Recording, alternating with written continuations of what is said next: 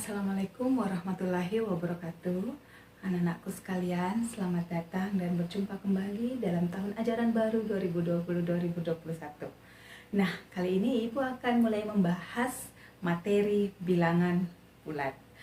Untuk itu, anak-anakku sekalian, jangan tinggalkan dulu tempatnya karena kita akan mulai pembahasan dengan mengenal bilangan bulat.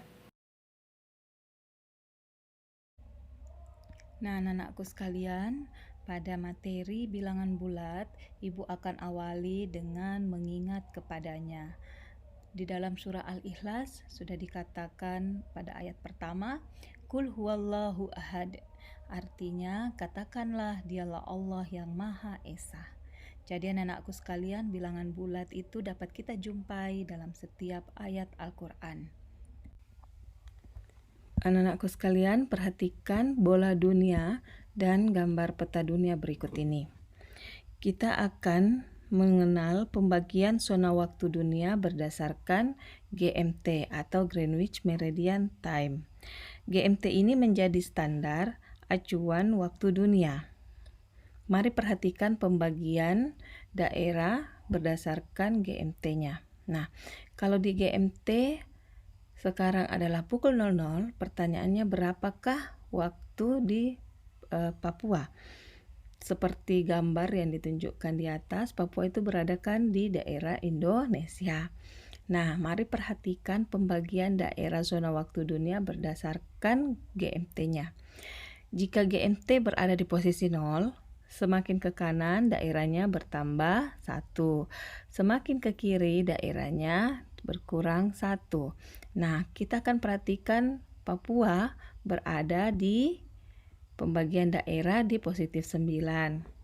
Maka dengan penetapan kota Greenwich sebagai titik acuan atau titik 0 waktu dunia, maka kita akan melihat bahwa waktu Papua itu ditambah sebesar 9. Maka diperolehlah waktu Papua pukul 9 Greenwich Meridian Time. Ya, anak-anakku sekalian, jadi untuk menentukan pukul berapa, kita tinggal memperhatikan dia berada pada pembagian daerah yang sesuai dengan gambar di atas.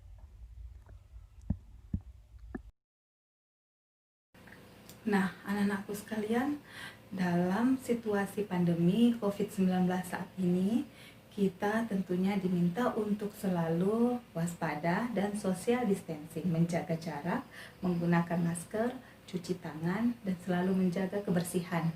Nah, anak-anakku sekalian, ada salah satu gejala jika kita terkena COVID-19. Apa itu?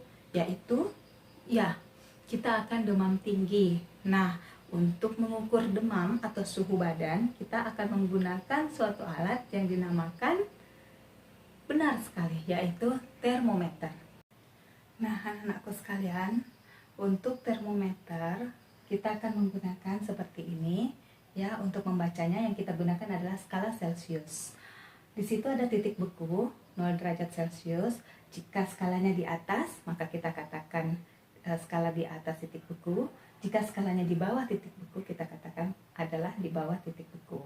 Nah, anak-anakku sekalian, pada contoh perhatikan termometernya menunjukkan suhu 32 derajat di atas titik beku dan suhu di bawah 20 derajat di bawah titik beku.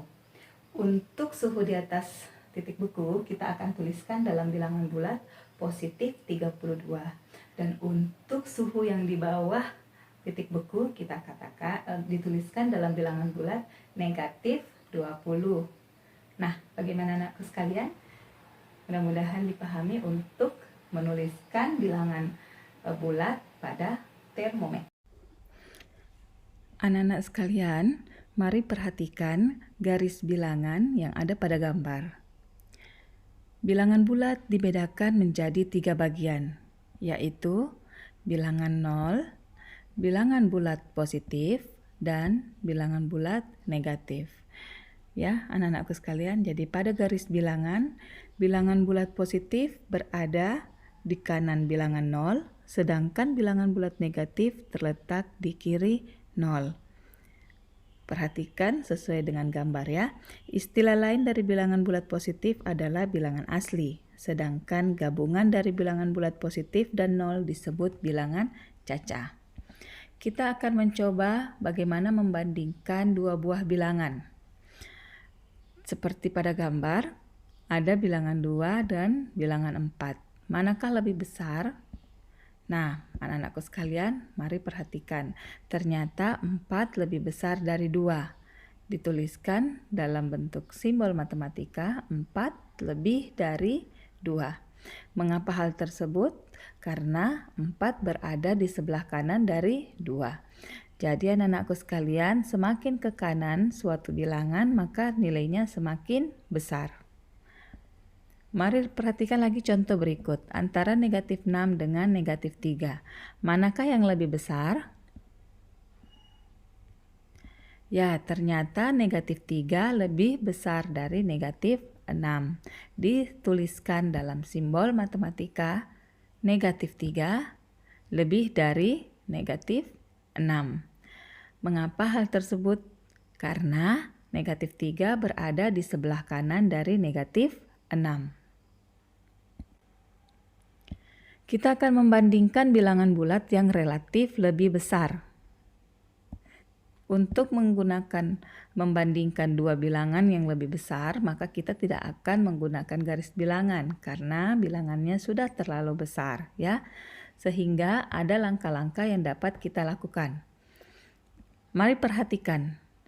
Antara 47653 dengan 8699, manakah yang lebih besar? Perhatikan dulu bilangan 4, 7, 6, 5, 3.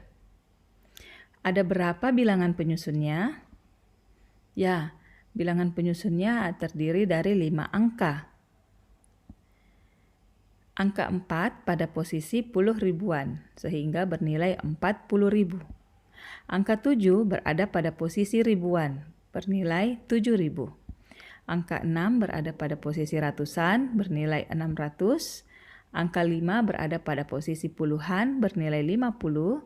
Dan angka 3 berada pada posisi satuan, bernilai 3. Nah, kita akan membandingkan dengan bilangan yang 8, 6, 9, 9. Ada berapa angka penyusunnya?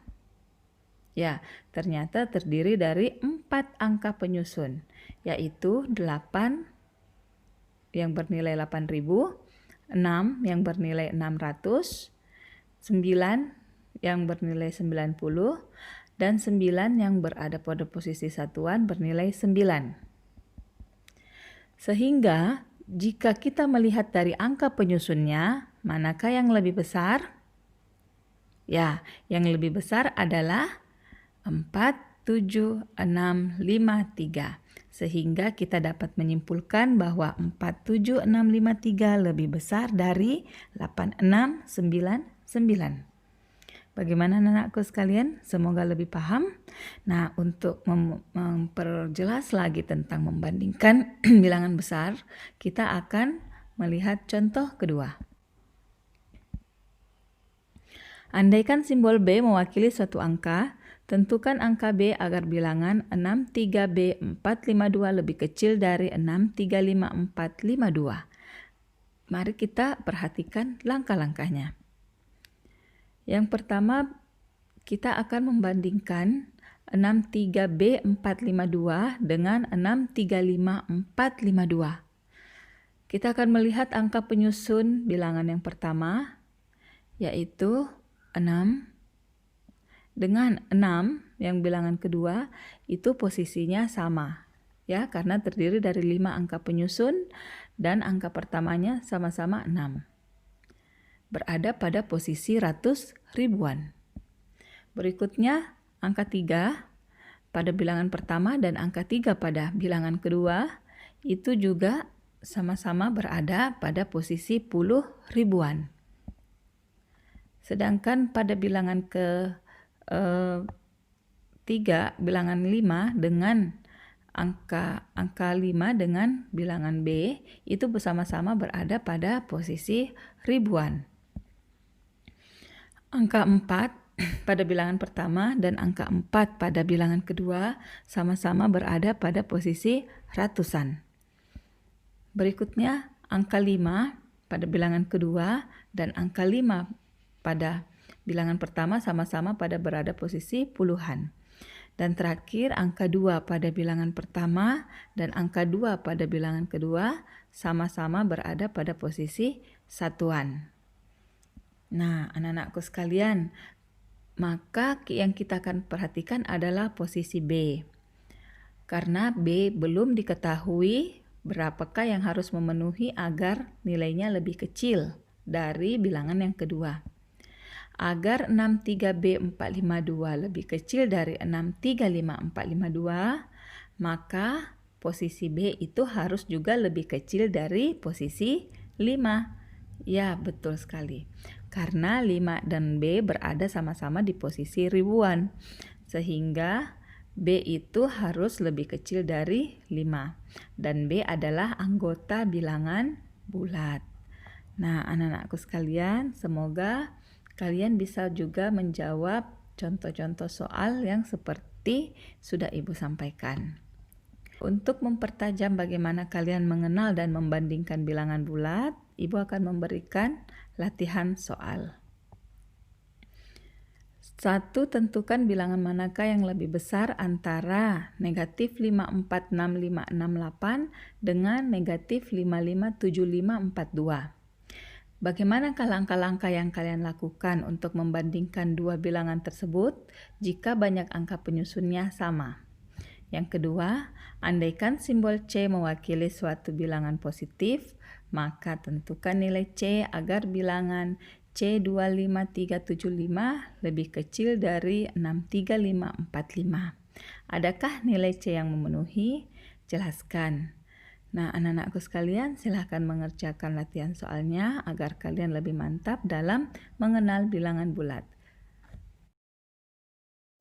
Nah, anak-anakku sekalian, bagaimana penyampaian Ibu tentang materi bilangan bulat hari ini? Ya, mudah-mudahan anak-anakku sekalian sudah dapat mengenal bilangan bulat dan dapat menentukan bilangan bulat mulai dari yang terbesar hingga yang terkecil. Kemudian dapat membandingkan dua buah bilangan bulat, manakah yang lebih besar atau manakah yang lebih kecil. Nah, anak-anakku sekalian, kita akan bertemu kembali dalam pertemuan selanjutnya pada pembahasan bilangan bulat. Sekian dulu dari Ibu. Wassalamualaikum warahmatullahi wabarakatuh.